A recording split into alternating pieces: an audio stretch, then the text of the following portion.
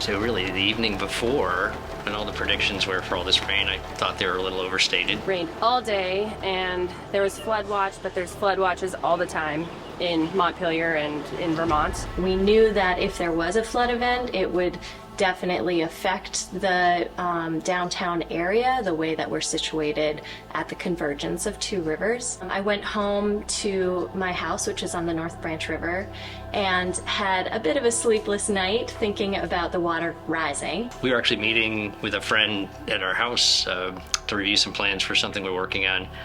And when he went to leave, the water had come up so fast that it was up to the floorboards of his car. And that's when we realized we were in trouble. I was at home watching my cameras on the cafe, and that's when I started to see our floor mats kind of start to move a little bit. And that's when I noticed that water was finally trickling in at like 6:15 a.m. The water got to right at the railing and kind of took over all of downtown.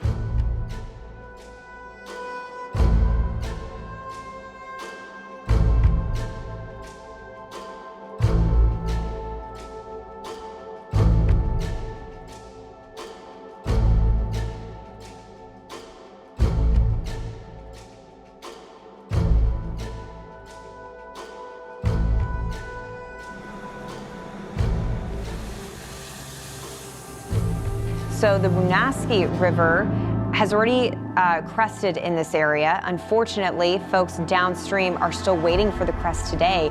But look at the floodwater. I mean, it's the entire downtown area that is really engulfed in floodwater. You're talking about overtaking cars, it's getting into structures. And so today they're having to do cleanup, but there's still probably some standing water in some spots because you can't even make out one street.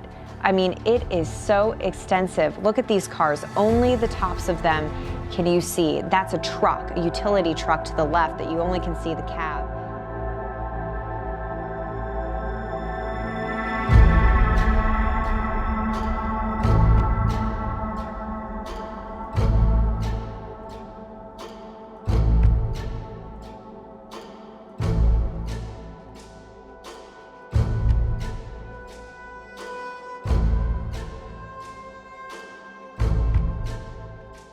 So this low area here is where most of the water got into City Hall. The water came in, filled that up, and then came into here. Electrical, all that kind of stuff, this all got flooded. This was our teen center, all wrecked. I mean, this really shouldn't be here because if we got another flood, it would all be wrecked. We did put them on pallets in case it was a small one, but ultimately we didn't have any other place to put it. So this year was the high water mark. For all of this, and you can see this was the 92 flood, this was the high water mark, and this is kind of what we were planning on, something like that. The water came up to about here, as you can see in that photo. Not only was it the river, but all of our sewer systems were backing up. It was really, really nasty waters. So we had barricades across that intersection to prevent people from coming in, and we watched cars drive around the barricade and into the water and then stall out in the water and want help. So go figure. The fire station itself was an island. So that's a decision we have to make too, is do we invest and rebuild that? Do we invest in this building, put it back, try to flood proof it, try to make it as functional as we can, which is where it's been for 100 years. Or could we use that building and use it to repurpose it into like office and meeting space, the lost space from City Hall, flood-proof the front of it, keep those historic doors, but put flood-proofing behind them so that, they look like fire doors, but they're really not. And convert this to usable city space that could be, elevated and then build a new fire station. You think you've made all your plans. So the police station out of the flood zone, this hillside, right behind the police station, you can see the water was so heavy it started flooding down the hillside, and you can see some of those back doors, that's where their utilities are. So it started seeping in and got into their electrical and that kind of thing. Oh no. So that's why we had to move the dispatch in the middle of the night. It wasn't because the building itself was getting flooded, it was because the runoff from the hill was compromising the building on the inside. You think, okay, we're in a building that's safe, until it's not. I mean, you can't have You can't have your emergency operations center shut down because its generator's gone and its electrical's gone and its computers are gone. So it then had to relocate to the water treatment plant up on the hill. You can have emergency plans ready, course of action, plan B locations to reset up your operations. All those pieces, when an event happens, it's really hard to do those things all at once. So the advanced planning is invaluable to respond to any kind of event like this. When the waters receded, we actually set up a physical tent and a table and a laptop computer. People could go there and say, I want to volunteer. And they'd say, well, from 2 to 3, FOTI needs 4 people. So can you go there? And, so the businesses would make a request of the hub, and then the hub would match the volunteers to the businesses. We need 5 people for 3 hours. Good, go down there.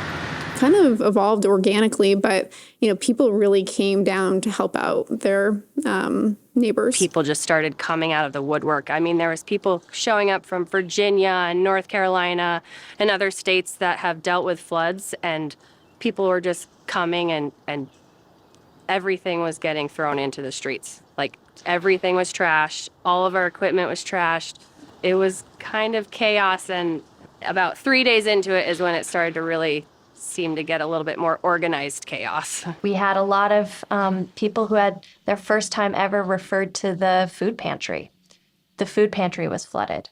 So, in fact, the volunteer hub set up a pop-up food pantry where community members could donate. Another role of the hub was that people were able to donate goods, even furniture, in that dry location.